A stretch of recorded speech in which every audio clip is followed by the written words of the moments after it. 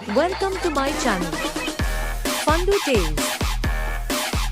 बहुत समय पहले की बात है। किसी नगर में एक भिखारी रहता था। सुबह होते ही अपना चोगा और कमंडल तैयार करता तथा निकल पड़ता।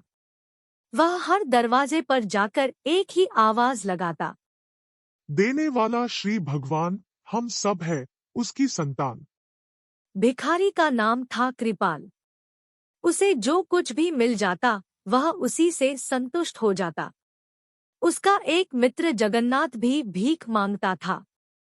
वह दरवाजे पर जाकर हाक लगाता, देने वाला है महाराज, यही दिलवाएगा भोजन आज। कृपाल और जगन्नाथ भीख मांगने के लिए राजा के महल में भी जाते थे। राजा प्राय दोनों की आवाज सुनता था। वह दोनों को ही भीख देता था, किंतु वह आजमाना चाहता था कि दोनों में से किसकी बात सच है। इंसान को सब कुछ देना भगवान के हाथ में है या महाराज के हाथ में है। एक दिन महाराज ने एक तरकीब निकाली। उन्होंने एक बड़ा सा पपीता लिया। उसका एक टुकड़ा काटकर उसके भीतर सोने के सिक्के भर दिए। टुकड़े को ज्यों का त्यों जोड़ दिया। तभी कृपाल भीख मांगने आ पहुंचा। राजा ने उसे दाल चावल दिलवाकर विदा किया। जगन्नाथ खंजरी बजाता आया और हाक लगाई, देने वाला है महाराज, वही दिलवाएगा भोजन आज। महाराज ने सिक्कों से भरा हुआ वह पपीता उसके हवाले कर दिया। जगन्नाथ ने वह पपीता 2 आने में एक सब्जी वाले की दुकान पर बेच दिया। मिले हुए पैसों से उसने भोजन का जुगाड़ कर लिया। भला पपीता उसके किस काम आता। थोड़ी देर बाद कृपाल सब्जी वाले की दुकान के आगे से निकला। उसने मीठी आवाज में अपनी बात दोहराई। सब्जी वाले ने वह पपीता उसे दे दिया।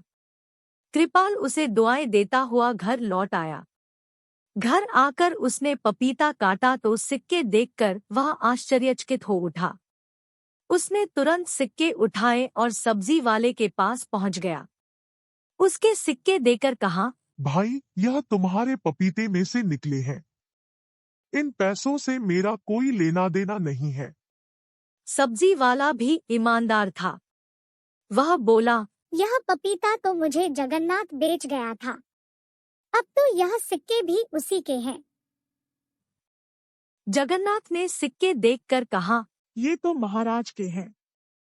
वह पपीता मुझे भीख में वहीं से मिला था। महाराज तीनों व्यक्तियों और सिक्कों को देखकर हैरान हो गए। सारी कहानी सुनकर उन्हें विश्वास हो गया कि इंसान को ईश्वर पर ही विश्वास करना चाहिए। वही सबको देने वाला है। राजा ने तीनों को यथायोग्य उपहार देकर विदा किया।